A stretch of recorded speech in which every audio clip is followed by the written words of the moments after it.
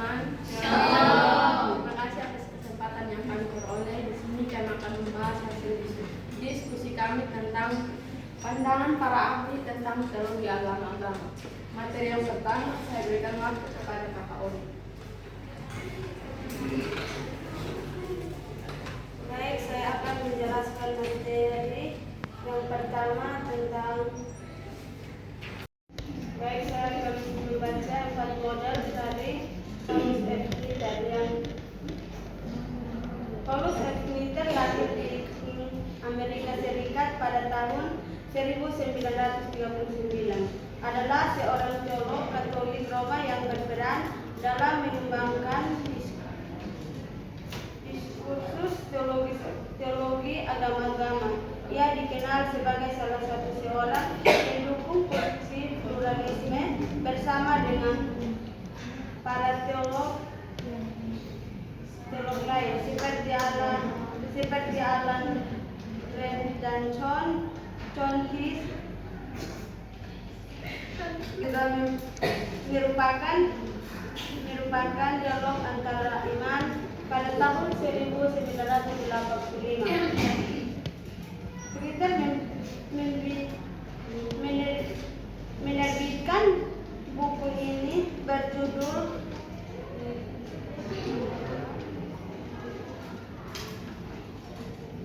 yang merupakan komentar terhadap pemikiran-pemikiran Kristen yang berkembang saat ini mengenai agama-agama lain. Baik, saya akan menjelaskan 4 model. Yang pertama, Kniter menyebut ada 4 model dalam tipologinya. Keempat model tersebut adalah sebagai berikut. Yang pertama, model konservatif Injil, di mana hanya ada satu agama yang benar, yakni agama Kristen. Menurut Kniter, salah seorang pendukung model ini adalah Calvin. Yang kedua, model Protestan urus utama yang memandang bahwa keselamatan hanya ada di dalam Kristus. Pendekatan yang termasuk di dalam model ini menyatakan bahwa penyataan Allah memang dapat ditemukan di banyak agama, namun keselamatan hanya ada dalam Kristus.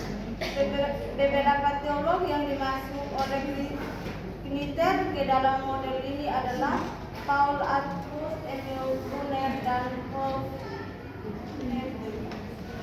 Yang berikut model Katolik yang menyatakan bahwa ada banyak jalan menuju Allah, tetapi menentukan di dalam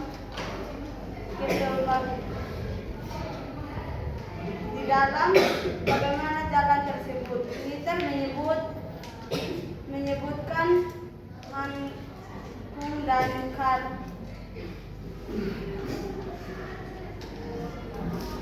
Rahner sebagai contoh pemikiran model ini.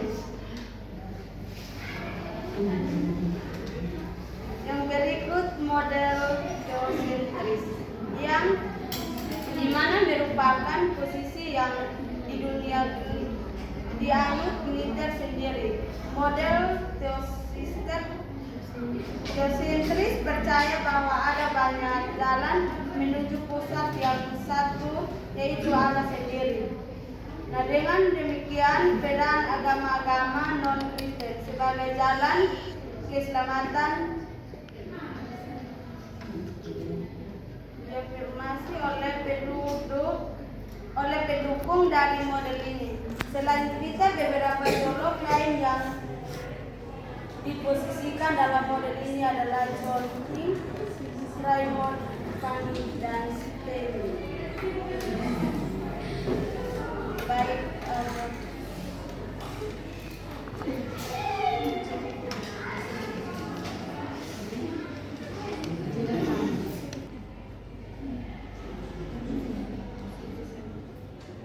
Baik, posisi soteriocentrisme Paulus Kniter berasal dari kata bahasa Yunani soter yang berarti keselamatan. Dengan demikian, soteriocentrisme Tris secara etimologis yang berarti berpusat pada keselamatan. Jikalau pendekatan pluralisme menjadikan satu realitas ilahi disebut real oleh John King atau Tuhan dalam bahasa agama Abraham. Maka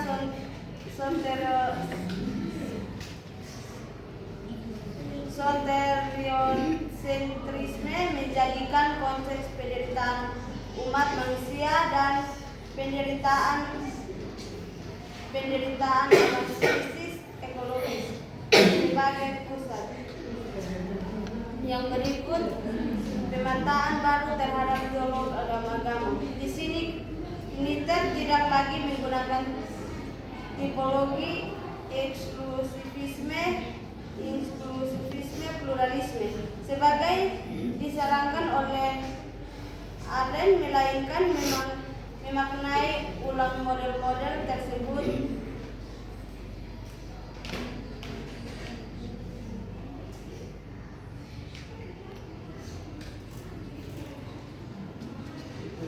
model teologi agama yang berkembang pada dasawarsa terakhir abad ke-20.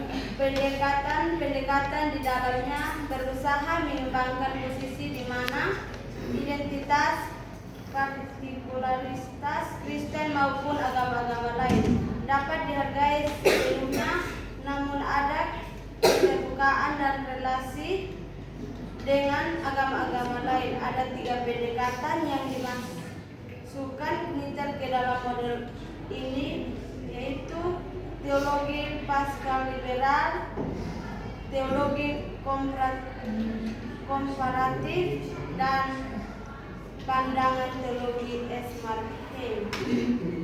Baik, yang bulan kedua. Baik, yang kedua itu John Hick. John Hick lahir di Yorkshire, Inggris tahun 1922, adalah seorang teolog yang mendapatkan pendidikan teologi di Edinburgh dan Oxford. John Hick adalah tokoh yang terkenal dengan pluralisme dialog antara agama-agama. Nah, di sini pandangan teologi John Hick.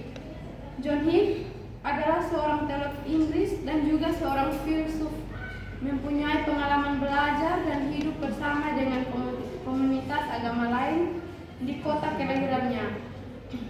Dari kehidupannya, ia menyadari banyaknya rahmat Tuhan. Hick menyapa Tuhan bukan dengan nama Allah, melainkan dengan sambutan yang nyata. John Hick mengatakan bahwa kebenaran yang sesungguhnya terletak di depan fenomena semua agama. Yang kedua, kristologi John Hick. Yesus merupakan satu-satunya penghubung antara Tuhan dan manusia. Oleh karena itu, orang-orang Kristen tidak meninggalkan keyakinan mengenai inkarnasi dan Yesus sebagai anak Allah. Dalam pernyataan ini dapat dilihat adanya unsur puitis, simbolis, dan metafora. Penyataan bahwa Yesus adalah anak Allah menunjukkan bahwa perasaan, keyakinan, dan perasaan penyataan ini lahir karena orang-orang Kristen sudah merasakan Allah berbicara kepada mereka, menyentuh mereka, dan memberikan inspirasi kepada mereka. Yang ketiga itu teologi pluralisme John Hick. Pengamatan John Hick yang murni histori mengantarkannya kepada kesimpulan bahwa agama-agama di dunia seharusnya senantiasa mengalami perubahan, meskipun hampir selalu mengklaim dirinya tak memiliki kesalahan atau ajarannya abadi. Masing-masing agama memiliki masa-masa terjadinya perubahan yang sangat besar, ekspansi besar-besar atau skima atau perpecahan. Reformasi dan perpecahan juga periode yang relatif stabil. Nah, bagaimana John Hick melihat bahwa Bersatunya agama-agama itu adalah salah satu hal yang mutlak. Hanya saja ia berharap tradisi-tradisi keagamaan dapat memandang satu sama lain, bukan sebagai bukan sebagai rival. Menurut Hicks, selama masih ada berbagai macam manusia, akan selalu ada berbagai macam cara peribadatan. Nah, materi yang berikut saya berikan kepada Kak Novi. Baik, materi yang ketiga tentang T.H. Sumartana. T.H. Sumartana adalah salah satu teologi agama-agama di Indonesia. Menurut T.H. Sumartana, tantangan keagamaan yang mendasar dan yang kita hadapi sekarang ini kita dengan satu kata, yaitu pluralisme. Tidak ada maksud menyatakan bahwa pluralisme merupakan satu-satunya tantangan akan, tetapi bila tantangan itu tidak diperhatikan dengan sungguh-sungguh, maka agama-agama akan kehilangan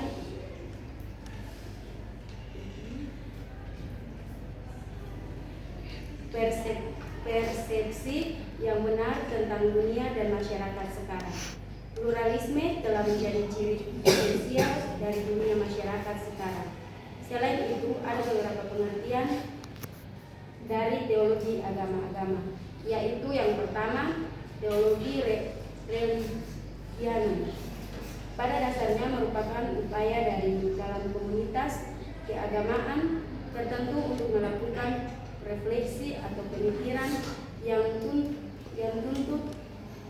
runtut tentang kesadaran baru sebagai upaya untuk memberi respon terhadap persoalan pluralisme. Yang kedua yaitu teologi religianum. Religianum merupakan usaha untuk mencari makna teologis dari pluralisme agama tersebut. Dan tugas esensial dari agama adalah membuat dirinya relevan dengan keadaan. Teologi religium merupakan respon kita terhadap keseluruhan masa depan masyarakat maupun agama-agama. Masa depan menjadi masa depan bersama.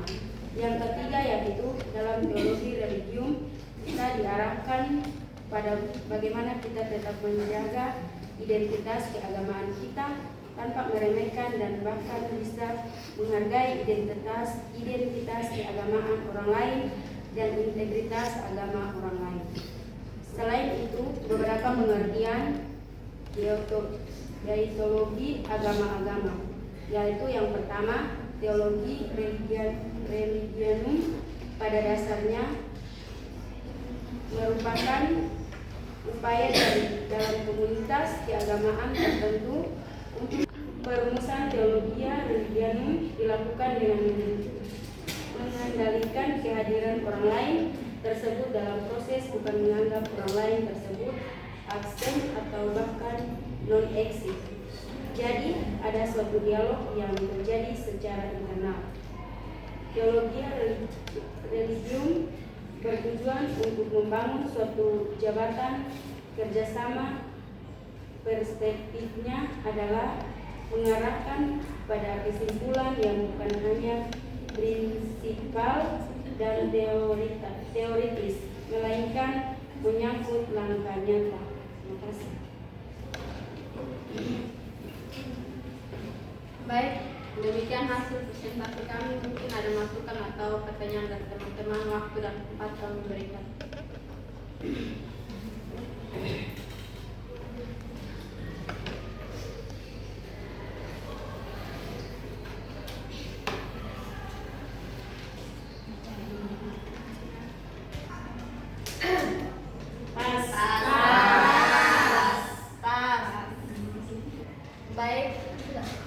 Baik, jika tidak ada, maka kami menutup presentasi. Sekian dan terima kasih.